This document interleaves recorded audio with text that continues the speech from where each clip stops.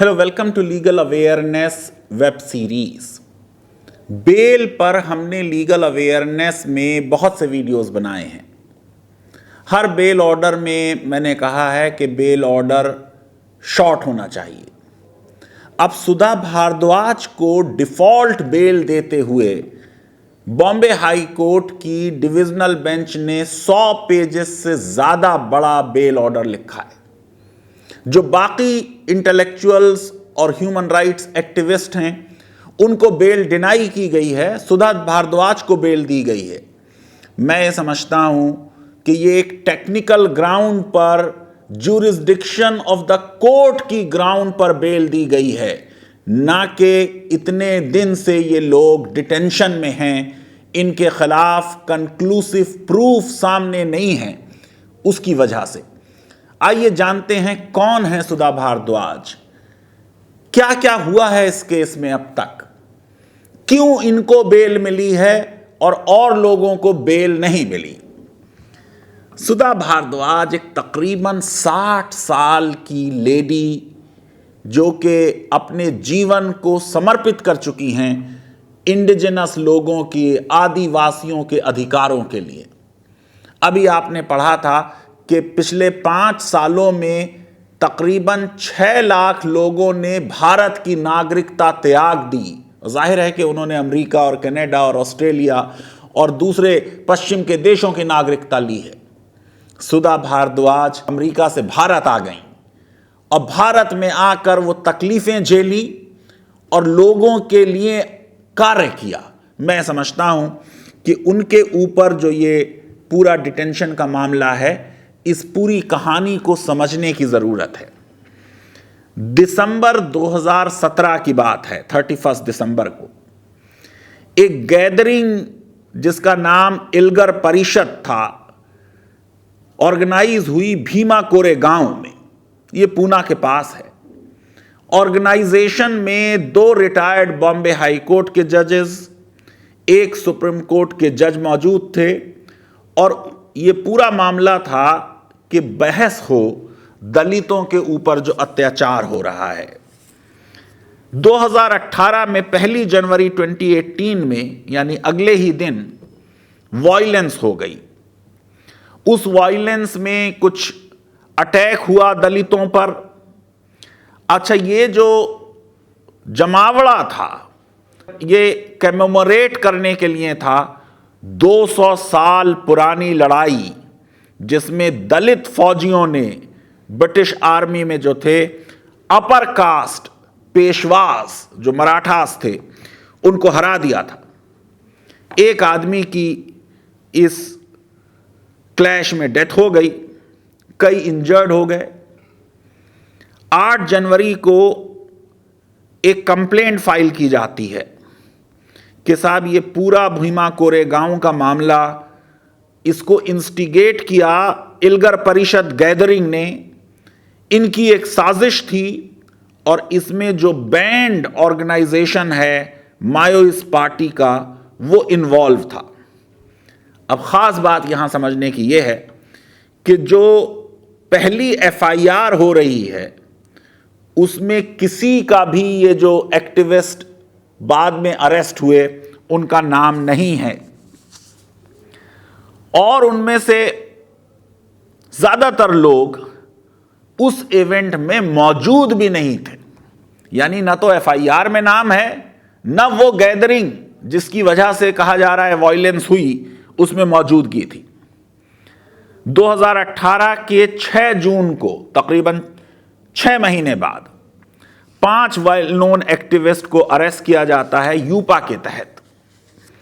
8 जून को सुधा भारद्वाज एक press conference करती हैं जिसमें इन अरेस्ट के विरुद्ध बोलती हैं, खासतौर से सुरेंद्र गैडलिंग जो उनके फेलो एक्टिविस्ट लॉयर थे, ह्यूमन राइट एक्टिविस्ट, उनके बारे में। जुलाई 2018 में रिपब्लिक टीवी पर 4 जुलाई को एक प्रोग्राम होता है जिस प्रोग्राम में यह कहा गया कि सुधा भारद्वाज ने एक लेटर लिखा, अपने आप को S comrade advocate Sudha Bharadwaj कहा और यह कहा कि वॉयलेंट पॉलिटिकल क्लाइमेट कश्मीर की तरह की क्रिएट करनी होगी। यह भी इल्जाम उन पे है कि कुछ माओइस्ट से पैसा रिसीव किया, और यह भी इल्जाम है कि उनके कुछ माओइस्ट लिंक्स हैं। सुधा भारद्वाज ने अगले ही दिन एक स्टेटमेंट रिलीज किया और यह कहा कि ये सारे इल्जामात झूठ हैं, डिफेमेटरी हैं, और उन्होंने इनको कहा कि इनमें कोई सच्चाई नहीं। 28 अगस्त 2018 में सुधा भारद्वाज को महाराष्ट्र पुलिस ने अरेस्ट कर लिया। 4 और ह्यूमन राइट एक्टिविस्ट भी पूरे देश से अरेस्ट हुए।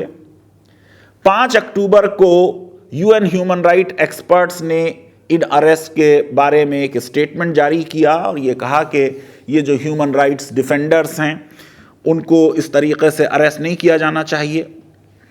अब 26 अक्टूबर 2018 को पूना की सेशंस कोर्ट ने सुधा भारद्वाज की बेल एप्लीकेशन रिजेक्ट कर दी और उनको यरवाडा जेल पुणे भेज दिया गया। 15 नवंबर 2018 को 5000 पेज की चार्जशीट दाखिल की जाती है, जो पहले 5 एक्टिविस्ट अरेस्ट हुए थे जून 2018 में, और यह कहा गया कि सुधा भारद्वाज और लोगों के बारे में अभी इन्वेस्टिगेशन चल रहा है। पुलिस ने यह क्लेम किया कि कुछ ऐसे डॉक्यूमेंट्स हैं जो सुधा भारद्वाज के जो को एक्यूज्ड हैं, अकम्प्लिसेस हैं, उनसे मिले हैं, जिनसे सुधा भारद्वाज के विरुद्ध इंक्रीमेटिंग एविडेंस मिलती है कि ये एक एक्टिव मेंबर हैं बैंड ऑर्गेनाइजेशन सीपीआई माओइस्ट के। चार्जशीट में बहुत से सख्त दफाएं लगाई गई, सेडिशन, प्रमोटिंग एनिमिटी, देश की हार्मनी के विरुद्ध काम करने की बात, क्रिमिनल कॉन्स्पिरेसी के चार्जेस, और देश के विरुद्ध एक जंग, वेजिंग वॉर अगेंस्ट नेशन। यह भी कहा गया कि साहब ये सारे मामलात यूपा के तहत आते हैं, टेररिस्ट एक्ट्स हैं, फंड्स रेस किए गए हैं टेररिज्म के लिए, साजिश हुई है और टेररिस्ट ऑर्गेनाइजेशन की मेंबरशिप का मामला है। यानी एक बहुत सख्त एलिगेशंस की बात हो रही है। 2019 आ गया, 21 फरवरी 2019 को पूना पुलिस ने एक सप्लीमेंट्री चार्जशीट फाइल की स्पेशल यूपा कोर्ट में सुधा भारद्वाज और 8 और लोगों के विरुद्ध। अब ये 9 सोशल एक्टिविस्ट हो गए, और आपको मालूम है कि जो पहले लोग थे उनके बारे में भी चार्जशीट हो चुकी थी, और कहा कि साहब डॉक्यूमेंट्स हैं, इलेक्ट्रॉनिक डिवाइसेस जो मुल्जिम हैं उनके प्रोड्यूस किए गए, लेकिन कोई नई एविडेंस सुधा भारद्वाज के खिलाफ, कोई नया डॉक्यूमेंट उनकी इलेक्ट्रॉनिक डिवाइसेस से नहीं फाइल किया गया। अगस्त 2019 आ गया, सुधा भारद्वाज को टेम्परेरी बेल मिल रही है बॉम्बे हाई कोर्ट से, सिर्फ 4 दिन के लिए। पिता का देहांत हो गया, उनकी अंत्येष्टि अटेंड करने के लिए। 15 अक्टूबर 2019 को बॉम्बे हाई कोर्ट ने फॉर्मली सुधा भारद्वाज की जमानत की एप्लीकेशन रिजेक्ट कर दी। एप्लीकेशन में कहा गया था क्योंकि सुधा भारद्वाज के खिलाफ बहुत ही स्कैंट एविडेंस है, ये सारी एविडेंस ऐसी है जो अनवेरिफाइबल है, ये सारी एविडेंस ऐसी है जो टेम्पर की जा सकती है। पब्लिक प्रोसिक्यूटर ने जमानत को अपोज किया और कहा कि अभी इन्वेस्टिगेशन हो रहा है, और अभी अगर इनको जमानत मिली तो इससे इन्वेस्टिगेशन जेपरडाइज होगा। बॉम्बे हाई कोर्ट ने भी माना कि सफिशिएंट मटेरियल है चार्जशीट में और रीजनेबल ग्राउंड्स हैं कि जो चार्जेस हैं सुधा के खिलाफ वो प्राइमा फेसाई सच हैं, बेल डिनाई हो गई। हद तो ये है इस पूरे मामले में कि सुप्रीम कोर्ट का जजमेंट है कि अगर आप जेल में भी हैं आप किताब लिख सकते हैं, आप किताबें पढ़ सकते हैं, लेकिन सुधा भारद्वाज को रीडिंग मटेरियल जो बाहर से गया उसके पढ़ने की इजाजत नहीं मिली। 2020 आ गया, अब अचानक महाराष्ट्र में सरकार बदल चुकी है और भीमा कोरेगांव केस पुलिस से लेकर एनआईए को ट्रांसफर कर दिया गया। फरवरी 2020 में एनआईए मुंबई जो है वो सीन पे आ जाता है और अब उनको बाइकुला जेल भेज दिया गया। कोविड शुरू हो चुका है।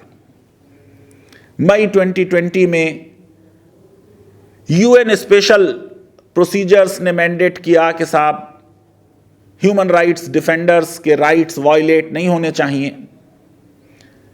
जून और सितंबर 2020 में सुधा फिर बॉम्बे हाई कोर्ट जाती हैं।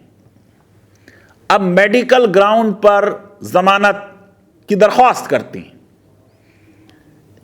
एज बढ़ चुकी है, डायबिटीज है, हाइपरटेंशन है, पल्मोनरी ट्यूबरक्लोसिस रही है, वल्नरेबल हैं कोविड के लिए। एनआईए ने फिर अपोज किया और कहा कि इनकी कंडीशन बहुत सीरियस नहीं है। मेडिकल रिपोर्ट सबमिट की गई, कोर्ट कन्विंस नहीं हुई, जबकि कई बीमारियां खासतौर से हार्ट का एलिमेंट जेल में जाने के बाद शुरू हुआ। मामला सुप्रीम कोर्ट तक गया।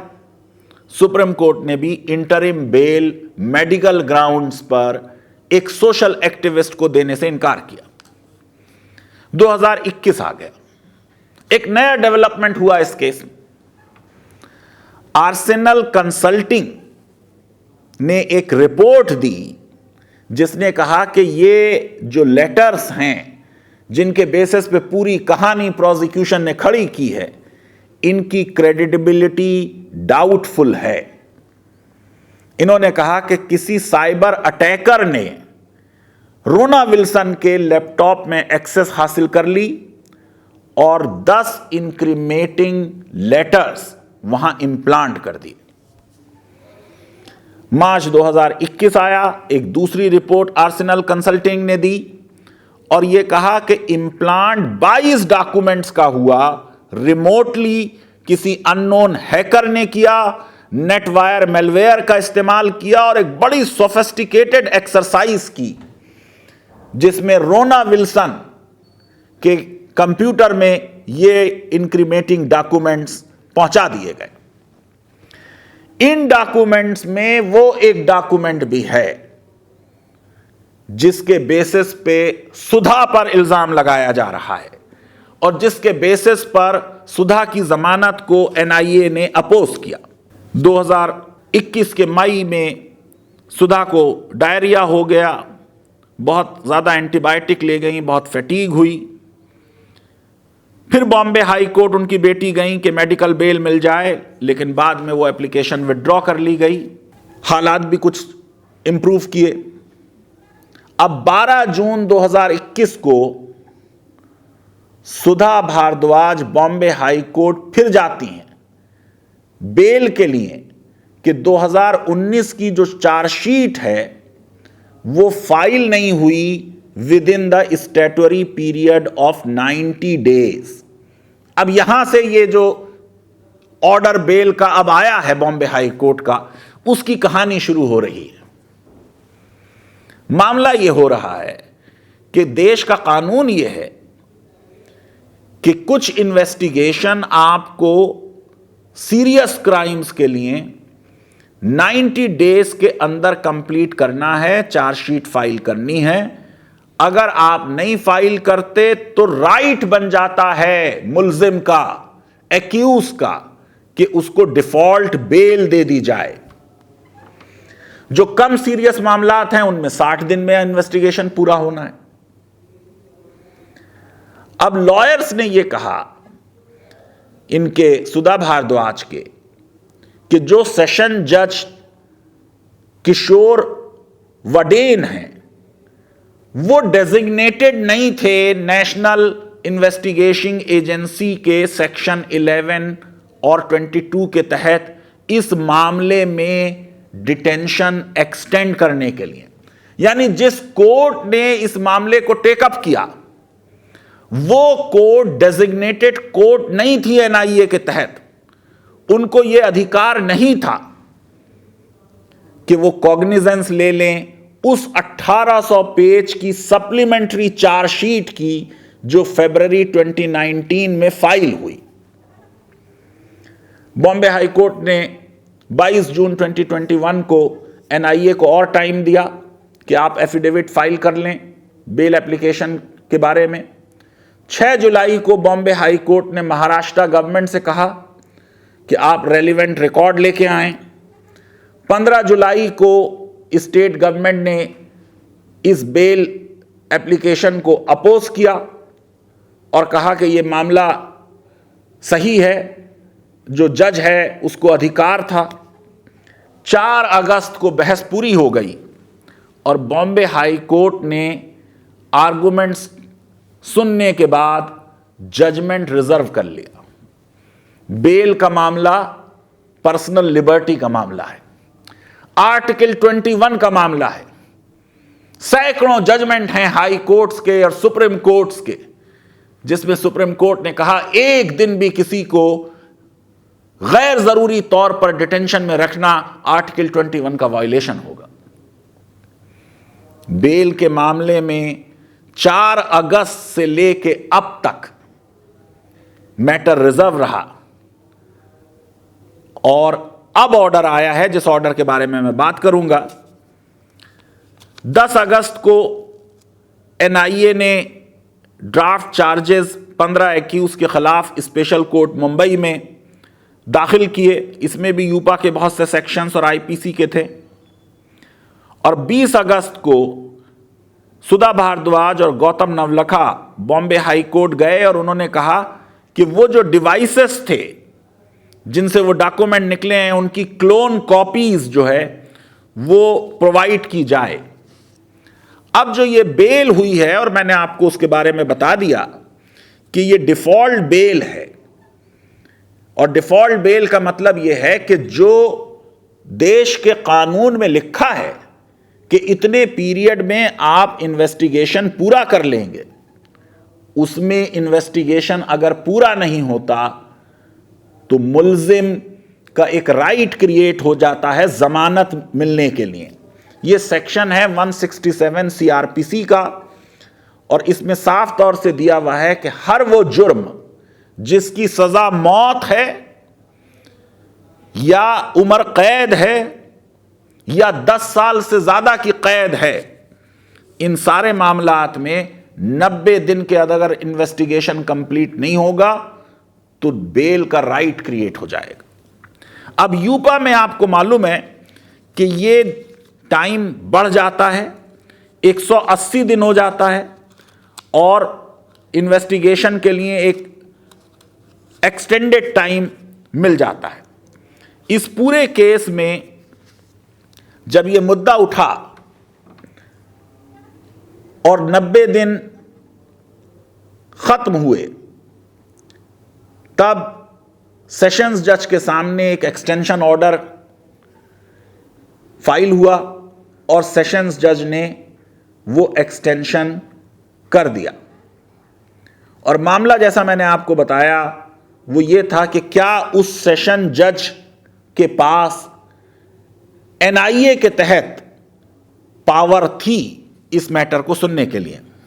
बॉम्बे हाई कोर्ट ने इस आर्गुमेंट को भी सुना जो सुप्रीम कोर्ट के 2020 का जजमेंट था Bikramjit Singh versus state of Punjab का, जिसमें सुप्रीम कोर्ट ने कहा था कि एक स्पेशल कोर्ट को ही ज्यूरिसडिक्शन है डिटेंशन 180 दिन यूपा के तहत एक्सटेंड करने का। पूना में ऑलरेडी डेजिग्नेटेड कोर्ट्स थी। वो कोर्ट जिसने सुधा भारद्वाज के केस में एक्सटेंशन दिया वो डेजिग्नेटेड कोर्ट नहीं थी। ये जो सुप्रीम कोर्ट का जजमेंट था जस्टिस रोहिंटन नारिमान का, इसको सब्सिक्वेंट बेंच ने, 3 जज बेंच ने, और जस्टिस यू ललित, जस्टिस बेला त्रिवेदी और जस्टिस एस रविंद्र भट्ट ने भी कंफर्म किया। और उन्होंने कहा कि अगर कोई स्पेशल कोर्ट नहीं है तभी जो सेशंस कोर्ट है उसको वो पावर होगी। क्योंकि पूना में एनआईए की स्पेशल कोर्ट्स थी, इसलिए सेशंस कोर्ट इस केस में उनको ज्यूरिसडिक्शन नहीं था। बाकी लोगों के मामला में कोर्ट ने कहा कि उनको बेल इसलिए नहीं दी जाएगी कि जब 90 दिन खत्म हुए उन्होंने एप्लीकेशन नहीं दी बेल की, क्योंकि सुधा भारद्वाज ने एप्लीकेशन दी और जब 180 दिन खत्म हुए उनकी वो बेल एप्लीकेशन मौजूद थी। इसमें यह भी समझ लीजिए कि सुप्रीम कोर्ट के ऑर्डर की वजह से जो हाउस डिटेंशन का पीरियड रहा उसको भी एक्सक्लूड किया गया। मैं समझता हूं कि हाउस डिटेंशन भी एक सीरियस चीज है। क्रिमिनल लॉ में एक रॉन्गफुल रेस्ट्रेंट है और एक रॉन्गफुल कन्फाइनमेंट है। अगर आपको घर के बाहर भी नहीं जाने दिया जाता, इसमें भी आपकी लिबर्टी का कर्टेलमेंट है। लेकिन बहुत ही टेक्निकल ग्राउंड पर कि क्योंकि सुधा भारद्वाज ने 90 दिन खत्म होने पर एप्लीकेशन दी थी, जबकि एनआईए ने कहा कि अभी वो टाइम प्रॉपर नहीं आया था एप्लीकेशन देने का, लेकिन वो एप्लीकेशन पेंडिंग थी, इसलिए बॉम्बे हाई कोर्ट ने सुधा भारद्वाज को बेल दी और बाकी एक्यूज को इस मामले में बेल नहीं दी है। अब एनआईए सुप्रीम कोर्ट गया है इस बॉम्बे हाई कोर्ट के बेल ऑर्डर के विरुद्ध। हमें देखना होगा कि सुप्रीम कोर्ट इस मामले में क्या फैसला करता है। मैं ये समझता हूं कि चाहे चार्जेस सीरियस हों, लेकिन ये सारे लोग अपनी एज के उस मुकाम पर पहुंच चुके हैं जिसमें इन्हें तरह तरह के मर्ज हैं। ये सारे लोग कोई hard and criminals, habitual criminals नहीं हैं जो किसी को हैरेस कर लेंगे, विटनेस को इंटिमिडेट कर लेंगे या क्रिमिनल प्रोसेस से भाग जाएंगे। इसलिए मैं ये समझता हूं कि जब हमारे देश में हमने गुजरात में उन लोगों को बेल दी जो कन्विक्ट हो चुके थे, जिनके ऊपर बड़े बड़े नरसंहार के इल्जाम साबित हो चुके थे, तो फिर इन सोशल एक्टिविस्ट और इंटेलेक्चुअल्स के मामले में भी टेक्निकल चीजों में न जाकर एक ह्यूमैनिटेरियन अप्रोच अगर ली जाए तो उससे देश के लीगल सिस्टम की पूरे विश्व में वाहवाही होगी कि यहां लिबर्टी जूरिस्प्रूडेंस पर फोकस है। लीगल अवेयरनेस वेब सीरीज अगर आपको पसंद आती है तो मेरी रिक्वेस्ट है कि हमारे इस वीडियो को वाइडली शेयर करें और हमारे चैनल को सब्सक्राइब करें और बेल आइकन और लाइक जरूर क्लिक करें और किसी भी बैंड ऑर्गेनाइजेशन से किसी भी तरीके का कोई ताल्लुक न रखें। बहुत बहुत शुक्रिया, धन्यवाद, थैंक यू वेरी मच।